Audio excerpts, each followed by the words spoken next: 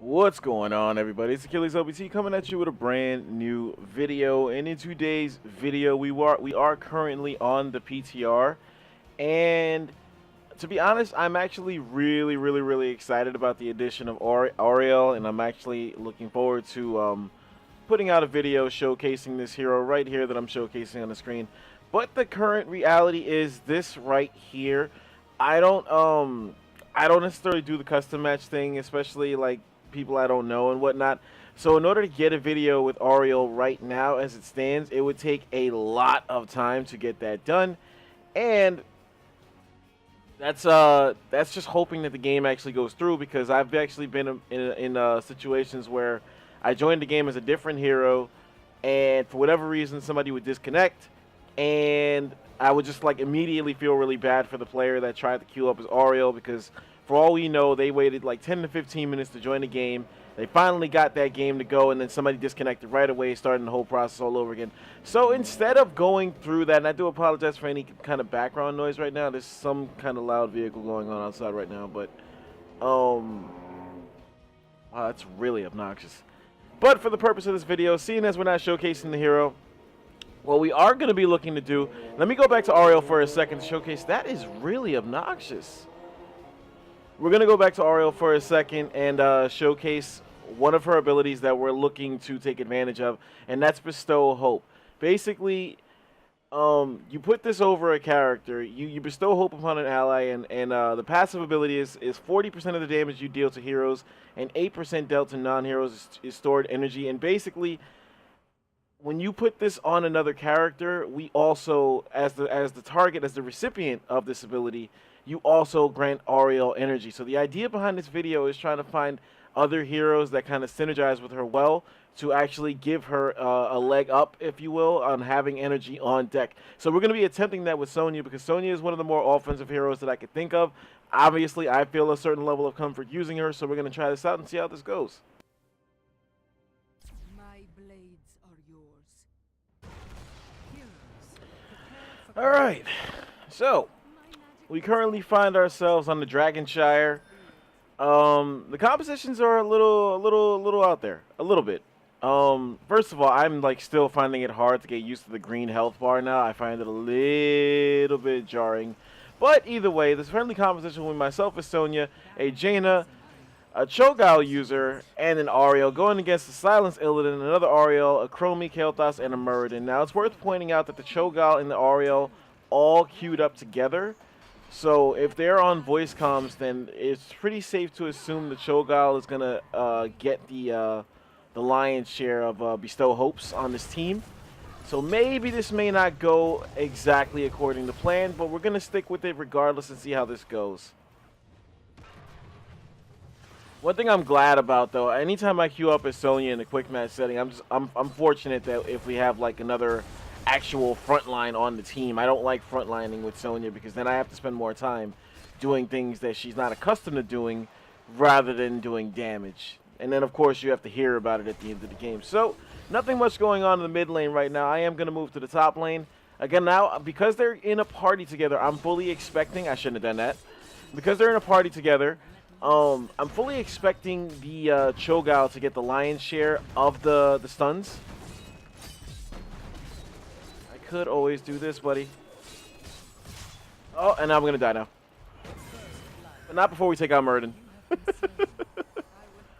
So right there, I was a little fortunate that Ariel had no energy right there. That's kind of the catch, if you will, because she doesn't have mana like a conventional character. Instead, she runs on what they call energy, I believe. So she has to be doing damage, or her Bestow Hope target has to be doing damage in order for her to get energy. So some people might see this character as a bit of a hybrid between a damage dealer and a support character, which is fine, because she doesn't get any energy unless she's doing damage. I need to move up. I did not see that move coming. Fortunately, I was a little late on it. No doubt Jaina's probably pissed off, so I'm going to disengage here, because there's really nothing I can do 1v2 other than see if this lane can get pushed a little bit. Now, I'm expecting Muradin to come up from right there, which he did. Very predictable. I'm going to move up now, because it is going to take them a few... Well, Muradin can just jump over the wall. And if he jumps over the... Oh, look at this. Look at the team gank going on here. So one thing I could already say that I find interesting is that Auriel's knockback is just that. It doesn't actually interrupt my whirlwind at all, which is good to know. Which is good to know. I mean, the whirlwind is not the be-all, end-all of everything, but at the same time, it is still good to know that she doesn't have a means to stop it. She can push me away though, so it's not like I can just spin on her and get and like leech health off of her. That's not how it's gonna work. So we are gonna just try and piss off this Muradin as much as possible. I don't currently have a spear on deck, but we can do this. We can annoy the Auriel. We might actually be able to secure a kill here, but Kael'thas does a very, very good job. So does Muradin. Holy shit. I shouldn't have spun right there. So the Kael'thas and the Muradin both had stuns on deck to lock me down right there. If neither one of those things happened, I would have had the Auriel kill for sure, and I potentially would have had a Muradin kill there as well. So just bad timing right there. And as I predicted, we do have that bottom push going on. These guys are going to be attached to the hip for the majority of this game. So this experiment is definitely going to go for nothing at this rate, because those three players seem to be content to just stick together, which I'm not bashing them for. But in general, my personal opinion, if you're going to play a support, you can't afford to just play a support if you're only going to support one person. And granted, you could be a smart ass about it and be like, oh wait, hey, Cho'Gall is 2 people. Sure, you could say that, but you're still missing the point. Like, you're supposed to be in a position to spread the wealth. And if you're going to stay glued to just one person just because you're in a party with them, you really shouldn't be supporting. But I digress. We'll see how it goes in a team fight. For all I know, maybe that player will spread the wealth a little bit. I am actually going to try. We can bait this Illidan into a fight right here, because there's really nothing he can do to beat me. Alright, I'm going to play it safe here. So we did negate the top shrine, which is fantastic, because I'm not sure exactly what was happening in the other lanes. Just going to try and get back as much health as I possibly can before the inevitable rotation comes.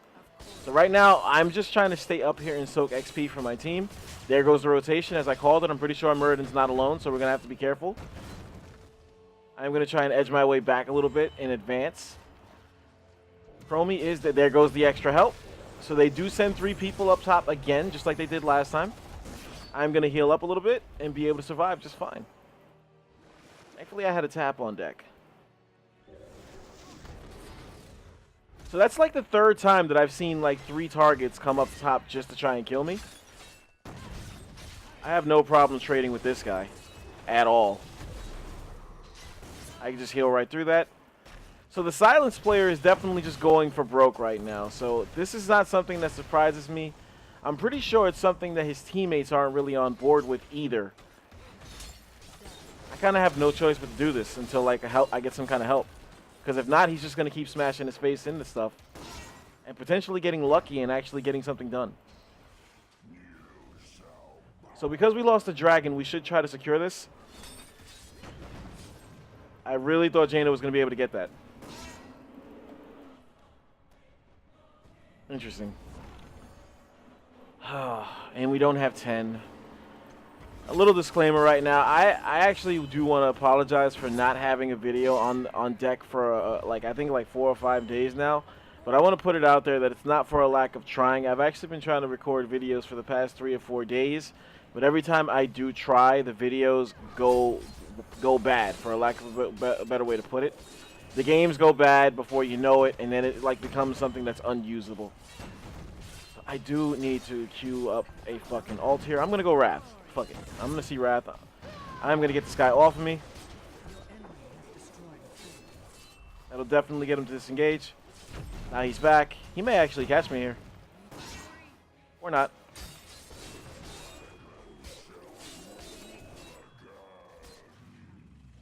See now that was a situational pick 100% right there, because I would have been able to escape if I had leap, but I kind of wanted to take him down because I feel like he's going to be the guy we can get our XP off of, because he's just going for it out here. Like, he's not even thinking twice. He's just going completely apeshit out here. And he only got that metamorphosis on me, so he's getting 0 value out of that thing's like health buff. And we kill him again. You can't trade with Sonya. Like, you just can't.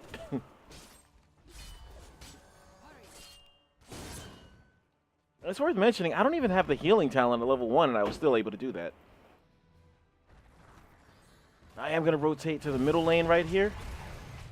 I have not been around my teammates at all this game, but at the same time, though, we've needed XP this whole time, so I don't necessarily think that's a crime. I am going to rotate to the top lane and try to catch this Kael'thas, who seems to be pushed up quite a bit, but he is going to get away no problem. I did get hit by a minion right there, something I really, really despise. I was about to say, this Cho'Gall needs to back up. Not going to focus Muradin here at all. I'm just kind of biding my time here, waiting to see what happens. And we're going to disengage. So with that being said, let's go ahead and clear this wave.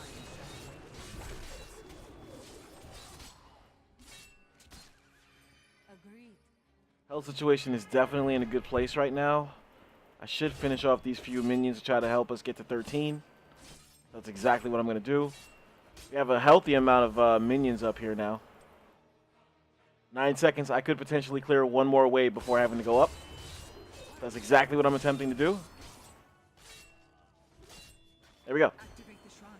Take the Dragon Knight's power. Illidan, how many times has Illidan died? He's died 5 times right now. Like, he's not really contributing anything to it. Like, I feel kind of bad, honestly, because I mean, yeah, it does happen to me too, where I get stuck with a player like that, who's silenced and angry at the world and just goes from lobby to lobby, making questionable decisions. Like, I've been on the record a bunch of times saying that I don't think the silence penalty gets the desired effect that they were going for. It just gives people, like, people do not respond positively to it at all. Not that they should. But, like, every time you see a silenced player, it's something like this where they just go around throwing games. And this guy is just, I'm not trying to say that he's blatantly throwing the game, but he's not really doing anything to help his team. Like, he just keeps smashing his face into, like, confrontation after confrontation. Like, he may actually get me here. No. I'm going to do that. And I have so many targets to leech health off of.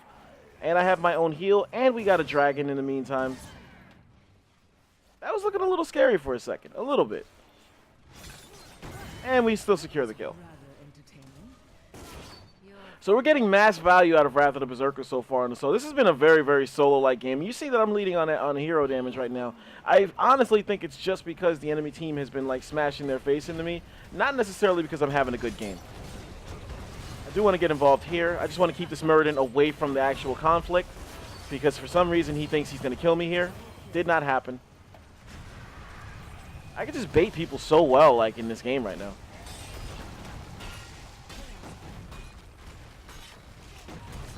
I don't expect that to last, necessarily, but so far, so good. Here comes the Illidan again. He's going to go all in on this Cho'Gall. Cho'Gall is in a bit of a rough spot. Maybe he might be okay. Well, this guy's confident. If he's going in 1v4 like that, we are going to get another kill on Illidan. Really not a shocker. That was a monster play from the Cho'Gall right there. We are going to get this Oriel. We can end the game here, actually. Muradin is by himself, so he's really not going to be able to defend, and I'm not going to concern myself. He can stun me all he wants. So I'd say we should commit and just finish this. Got a regen globe out of that. That'll be a good stun by Oriel. I did miss my spear. He gets another stun on me.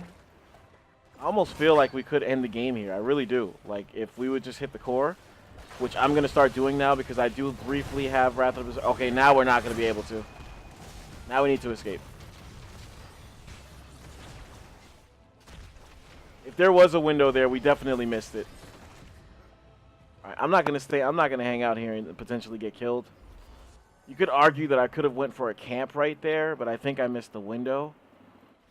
They are still alive, however.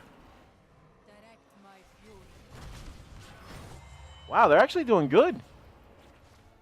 I'm going to try and make my way back into this. Look at that. So this guy clearly knows what he's doing because he keeps re-engaging like this and getting away with it. Maybe it's not him. Maybe it is the Oriel pick. I don't know, but this guy clearly, or these three clearly know what they're doing because they kept doing that. At this point, this game's over. So it was a bit of a fail experiment for sure, which is kind of a shame, but at the same time, at least we got a win out of it. Hopefully you enjoyed that video as much as you could. We definitely could not get that experiment to go off. It was unfortunate we queued up with a group that was just hell-bent on staying together. However, it did work out for them. They did play they handled their business. They played very well together. So, in essence, it almost feels like you have two games going on at once. You had the Cho'Gall Ariel combination going on one side of the map, followed by me versus the rest of the team on the other side of the map. And the Silence player went 0-8. And, I mean, it's hard to win when you have a guy doing that. And, like I said, I think by now enough people have been playing the game that it's happened to everybody where you have a Silence teammate that, for whatever reason, he wants to take out his frustrations on everybody else. And, like, right as I pointed it out, I just want to point out, when I brought up the fact that I had the lead in hero damage, I only had 30k. And after that, I finished with 5 more K. So that just proves my point that my lead in hero damage wasn't necessarily because I was playing well. It was just because the team kept smashing their face into me over and over and over again. And eventually they stopped doing that and started trying to smash their face in the Cho'Gall. And clearly, the Cho'Gall got the better of that. And the Ariel actually played a really good game for them, too, as well. Like, I'm pretty sure they wouldn't have been able to do a lot of the things they were doing if they didn't have that direct support. So the experiment actually ended up going down on the other side of the map, which is ironic because that's what I wanted to try out. But that's kind of the game you play when you go solo queuing everywhere. You can't guarantee that people are going to be doing certain things. So I guess I apologize for that. But hopefully you enjoyed this video. Again, I have been trying like crazy to get videos done. But I refuse to upload videos where, like, my side gets steamrolled for a stupid reason. Or, like, if it's a competitive match and we lose at the last minute, like, a competitive match, and I feel like it was, like, the other team that won the game and not our team that lost the game, I'll upload it. If it's still a good video, I will upload it. But if it's something where we just get steamrolled in, like, 15 minutes or it's one stupid play at the end that gets me tilted, or if I just get tilted in general, I won't upload it because I don't think that's something that I could afford to have on the channel because it's not really fun to watch when somebody is upset like that. At least I don't feel like it's fun to watch, so why would I bother uploading it? But the lack of effort is definitely not there. It's just been the lack of results. You see, that was a 12-minute game. That's kind of where the game is right now. I hate to say it like that, but that's kind of the truth. Like, either you're on the team that's doing the mud stomping or you're being the team that's getting mud stomped. Like, it's one or the other. You have the potatoes on your team or you're playing against potatoes. And that's generally where you're seeing a lot of people talking about this game right now. And I think that's a hardcore flaw in the matchmaking right now. Like, they clearly are trying their best to make these games as evenly matched as possible. But they are also clearly failing to do so. And it's not just at one level of the game, it's at all levels of the game. Everybody's experiencing the same thing, and that's not good. That's not good. You got guys in Masters League right now that are literally complaining about the same exact things that guys in the Silver League are complaining about. And it's nuts. Like, that should not, like, somebody fucked up somewhere that everybody on every level of the game has the same exact complaints. Somebody's fucking up.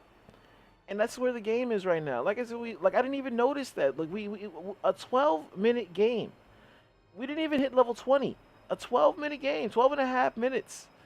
And it's over already. So, I don't know, man. Things need to change. That's all I can say is that things need to change. Hopefully you enjoyed this video. I didn't mean to go on a little bit of a rant right there, but I guess I don't know how my success rate is going to go for, like, whatever else I try to record. So I want to get everything out there in one shot as much as I can. As always, I appreciate the support. This is Achilles LBT. That's Achilles with the Z. Remember it. And real quick, I will have an Ariel video next week. Just in case anybody's wondering, I do plan to play the hero. I do plan to buy the hero. Everything. I'm just going to wait it out till next week when everything goes back to multiple servers. Unlike PTR, where like it's like, I think it's one mass server, so like it's just one big pool of players playing together. I'm gonna wait until they go back to the separated server so that the queue times aren't as bad, and I can actually attempt to do a video. So definitely keep an eye out for that.